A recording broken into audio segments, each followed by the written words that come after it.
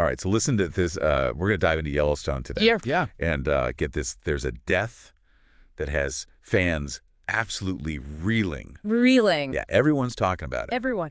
And we're going deep on this People.com article that digs into the hows and the whys of Colby's end. Oh, wow. And trust me, there's a lot more to unpack here than you might think. I bet. Yeah, so. Well, what's really interesting is how Colby's death, it was a horse trampling accident. Right. It's so different from the usual Yellowstone drama. Yeah. The show is known for these big power struggles, intense family feuds, and there's crazy plot twists. Right. But this was simple. Totally unexpected. Yeah, it's like the writers decided to hit us with something totally out of left field. Totally. And the article even mentions that Denham Richards, Oh, wow.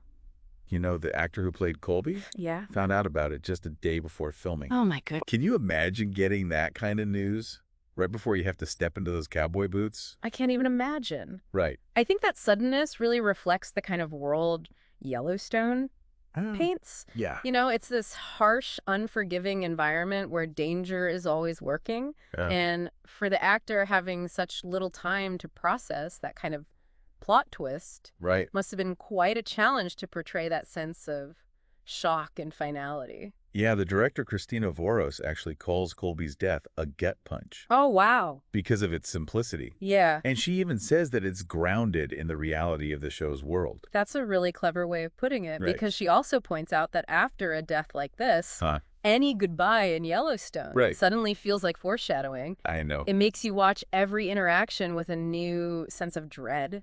Oh, yeah. Like, wait, could this be their last scene? I totally get that. It's like the writers have put us all on edge, and we're constantly wondering who might be next. And the way Voros describes the accident, it was a freak accident where Colby's helping out an inexperienced cowboy and ends up trampled by a horse. Oh, my God. It really makes you think about the dangers that are just a part of daily life for these characters. Exactly. It's a subtle way of reminding the viewers that the cowboy life, Right. while often romanticized, comes with inherent risks. Yeah. Denham Richards, who played Colby, actually echoes this sentiment in the article. He talks about how this death really drives home the realities of cowboy life. Yeah. And how those realities can be quite harsh. I can't help but wonder if maybe Taylor Sheridan, the show's creator, was playing the long game with this one. Oh, really? Because remember back in season 3 when Colby got trampled? Oh, yeah. Not once, but multiple times? I'd forgotten about that. Right. Wow. I mean, that can't just be a coincidence, right? That's such an interesting observation. Right? It's definitely possible that Sheridan planted that seed intentionally, knowing where he wanted Colby's arc to go. Right. Or maybe he was cleverly setting us up for this moment, Yeah. reminding us that danger has always been a part of Colby's world. Yeah, it's almost like the show is saying, we've been telling you this life is dangerous. Right. And now we're showing you just how dangerous it can be. Even for someone who seemed like they were on the sidelines. Right. Right? And what makes this death even more striking is how it contrasts with some of the other major losses this season. Oh, yeah. John Dutton and Sarah Atwood. Right. Their deaths were tied to these huge power struggles. Yeah.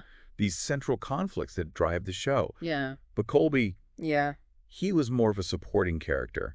A good guy, just trying to make his way on the ranch. Right. Those other deaths felt almost expected, given where the plot was going. Right. They carried a ton of emotional weight because of their connection to the Duttons and their enemies. But Colby's death, it came out of nowhere. It did. And I think that's why it's had such a huge impact on the fans. Right. It's a stark reminder that no one is truly safe in this world. Yeah. Even the characters who seem like they're on the periphery can be swept up in the chaos and violence that surrounds the Duttons. Right. Yeah. Yeah.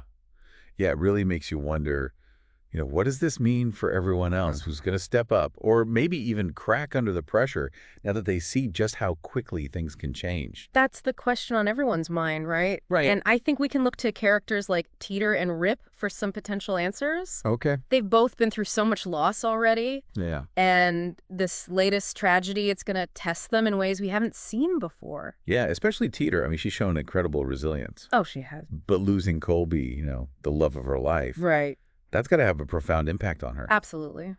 She might become even more hardened, even more determined to survive in this unforgiving world. Or you know, the grief could lead her down a darker path. Oh, wow. Maybe even push her towards recklessness. What? It's really a turning point for her character. And Rip, too. He's already carrying the weight of John Dutton's death. And now this. Right. He's always been a rock for the bunkhouse crew. He has. But you have to wonder how much more he can take before he starts to crumble. It's almost like he's lost another son, you know? Yeah. And that kind of grief, it can manifest in unpredictable ways. Yeah. He might become even more protective of the people he cares about, Yeah. or he might withdraw further into himself, become more isolated. I wouldn't want to be on the wrong side of Rip if he's pushed too far. Right. Right. But then there's Beth. Oh, Beth. She's always been a wild card operating on her own terms. Always. It's hard to say how she'll process Colby's death, especially given her complicated relationship with Rip. Yeah. This could bring them closer, or it could drive a wedge between them. It's like everyone's walking on eggshells now, waiting for the next shoe to drop. And you can't talk about the Caesars' losses without mentioning John Dutton and Sarah Atwood. Right. Those are still sending shockwaves through the whole Yellowstone world. John Dutton's death, it felt like the end of an era. It did. Like the whole power structure of the ranch, of the entire state, was suddenly up for grabs. It was a seismic shift, no doubt. It was. And Sarah Atwood's death, while satisfying in a way because she was such a formidable antagonist, it also leaves us wondering who's really in control now. Right. Are there even bigger players working behind the scenes that we haven't even met yet? That's what I love about Yellowstone. It keeps you guessing. It does. You never know who's going to rise to the top or who's going to be taken down next. It's that unpredictability that keeps the fans hooked. Right. And you know they're out there dissecting every scene. Oh, yeah. Every line of dialogue, trying to figure out what's going to happen next. Social media is probably exploding with theories right now.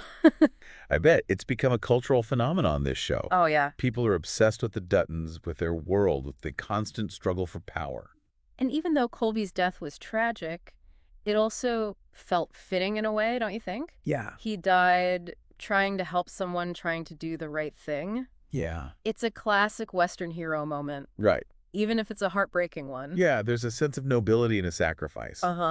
It reminds us that even in a world as harsh as Yellowstone, there are still good people trying to make a difference. It's that contrast between the darkness and the light that makes the show so compelling. It's not just about violence and power struggles. Right. It's also about loyalty, love, and the search for redemption. And it makes us, the viewers, ask ourselves, what would we do if we were thrown into this world? Right. Would we fight for survival at any cost? Or would we hold on to our values even in the face of danger? It's a show that really makes you think.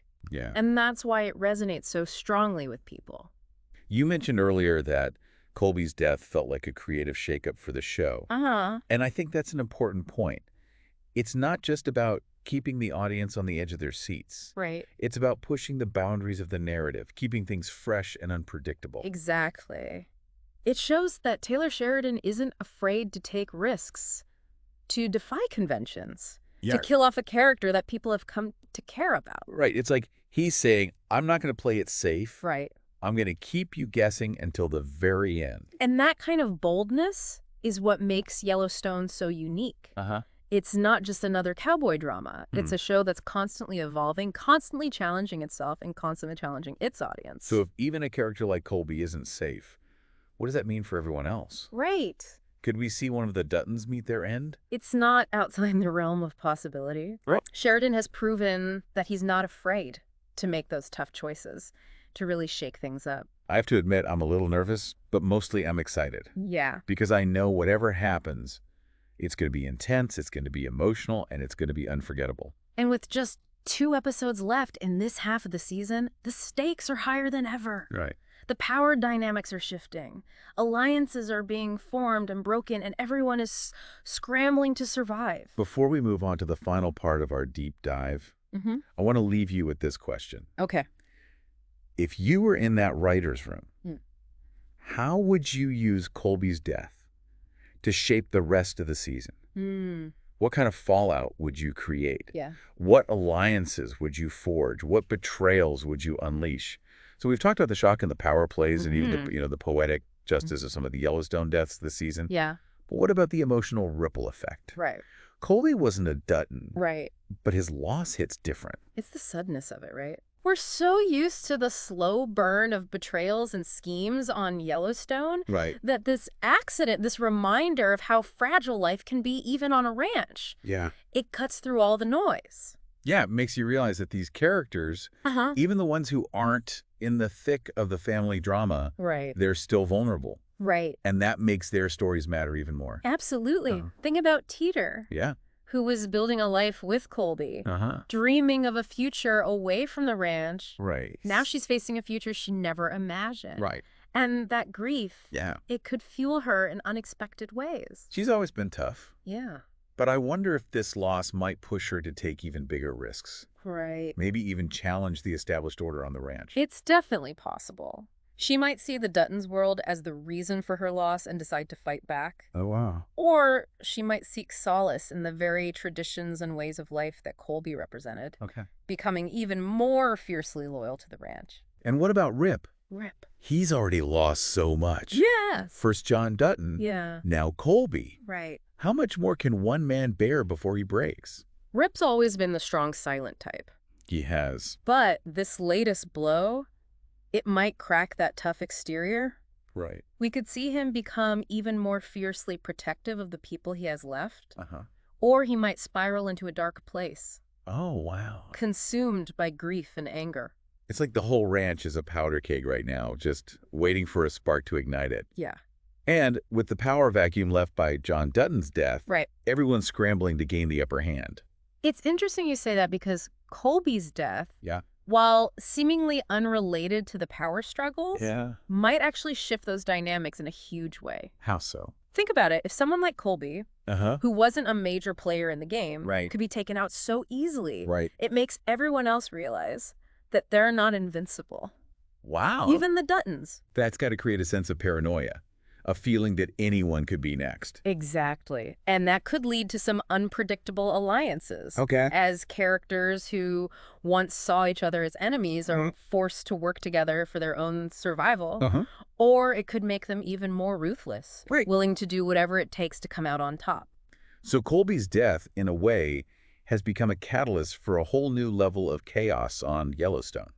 It's like the game has changed. Right. The stakes are higher, the rules are less clear, and the players are more desperate than ever. This has been one heck of a deep dive. It has. We've uncovered layers of symbolism, foreshadowing, and strategic brilliance in this one simple death. It's amazing. But I think the most important takeaway is the reminder that even in a world as vast and unforgiving as Yellowstone, every life has meaning and every loss has consequences. It's that delicate balance between the epic and the personal that makes this show so captivating. And as we head into the final episodes of the season, I have a feeling Taylor Sheridan is going to push that balance to its limits. Well, we'll be watching and dissecting every twist and turn along the way. Thanks for joining us on this deep dive into the heart of Yellowstone. And remember, in this world, loyalty is everything, betrayal is inevitable, and no one is truly safe.